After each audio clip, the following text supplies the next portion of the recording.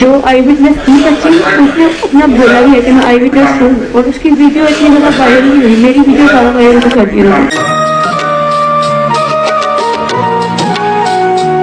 आई witness कोई था ही नहीं।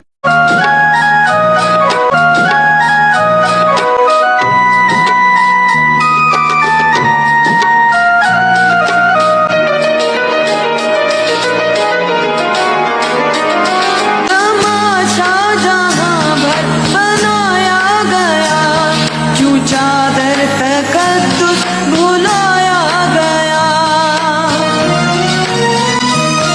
तमाशा जहां भर बनाया गया, क्यों चादर तकद्दुस भुलाया गया।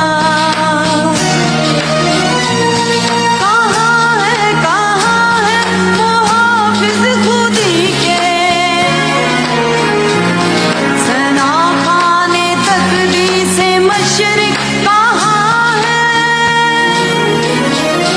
कहाँ है। आई विटनेस कोई था ही नहीं।